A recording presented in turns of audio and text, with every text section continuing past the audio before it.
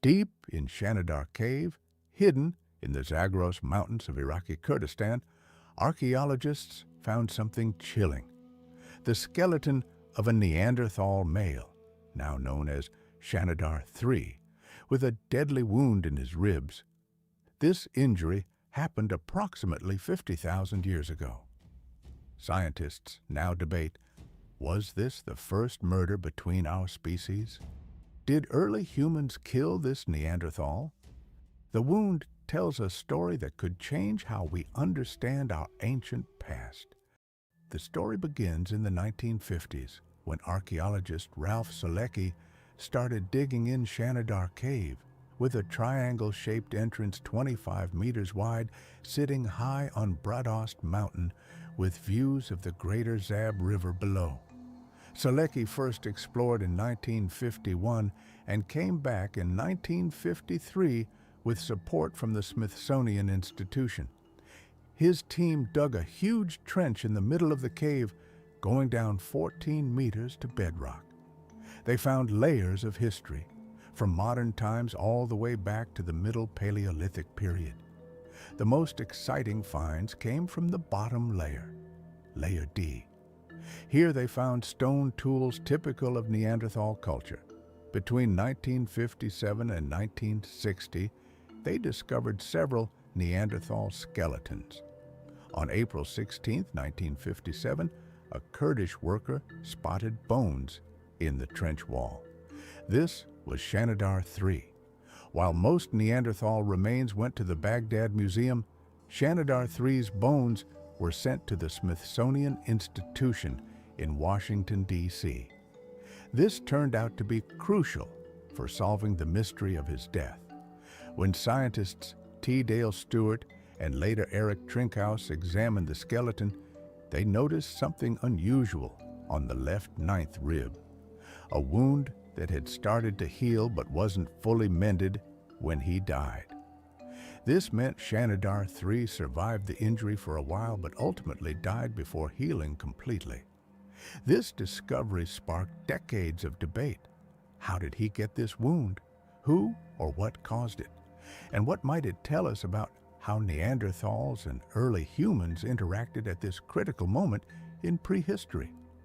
But who was Shanidar III? Careful analysis of his skeletal remains has allowed scientists to build a profile of this Neanderthal man who lived and died roughly 50,000 years ago. Shanidar III was a mature adult male, estimated to be between 40 and 50 years old, relatively old for a Neanderthal. Standing approximately 1.69 meters tall, or about 5 feet 6 inches, he had the robust build typical of Neanderthals, with powerful muscles and thick bones. Analysis of his arm bones shows developed muscle attachment sites, indicative of the strong shoulders and chest muscles characteristic of his species.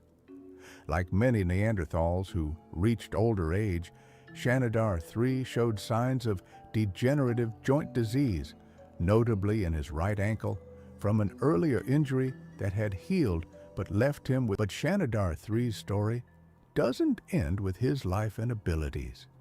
It's his death that has captivated scientists for decades. While examining his remains, researchers discovered something that would transform this ancient Neanderthal into the center of a prehistoric forensic investigation. The key to solving this ancient cold case lies in the wound found on Shanidar III's left ninth rib. The wound is a clean cut on the lower edge of the rib with microscopic evidence of new bone growth around the injury. This tells us Shanidar III lived for at least several weeks after being wounded. A weapon would have penetrated his chest cavity, likely damaging his lung and causing either a collapsed lung or leading to an infection. Without antibiotics, either condition could be fatal. The wound's angle and nature. To solve this mystery, scientists needed to experiment. In 2009, researcher Stephen Churchill and his team at Duke University conducted a groundbreaking study. They made replicas of stone tools from that period and tested them on pig carcasses, which have similar rib cages to humans. They tested two scenarios: high-energy impacts, like someone stabbing with a heavy thrusting spear at close range, typical of Neanderthal hunting methods, and low-energy impacts, like lighter projectiles thrown from a distance, more associated with early modern humans. The results were clear. High-energy impacts caused massive damage, multiple broken ribs, bone fragments, and widespread fracturing. Low-energy impacts made cleaner punctures without as much surrounding damage. When they compared these results with Shanidar III's actual wound, his injury lacked the extensive damage typically associated with a thrusting spear. It appeared more consistent with a light projectile weapon. So, what does this tell us about who might have attacked Shanidar III? Now that we understand the wound, we can consider the suspects in this prehistoric cold case. There are three possibilities. First, it could have been an accident. Maybe Shanidar III fell onto something sharp or got injured during a hunt. But the clean, precise nature of the wound, Shanidar III was killed by a member of our species, Homo sapiens.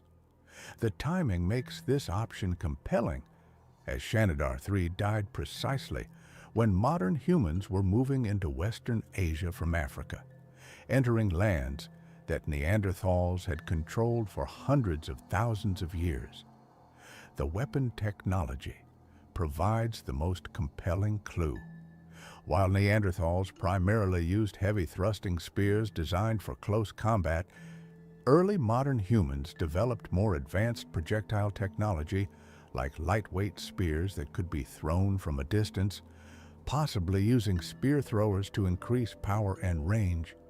While the attacker's identity remains speculative, the timing overlaps with one of the most critical periods in human evolution, when Homo sapiens and Neanderthals first shared territory. If this interpretation holds, we may be witnessing the earliest forensic evidence of interspecies conflict. By about 100,000 years ago, early modern humans had begun moving out of Africa into the Middle East. By 50,000 years ago, Homo sapiens were established in Western Asia and beginning to spread into Europe. As humans expanded, Neanderthals declined, going extinct in most places by 40,000 years ago. This overlap in time and space raises the big question: what happened when Neanderthals and modern humans met? Did they live using modern archaeological techniques that weren't available during Selecki's original work?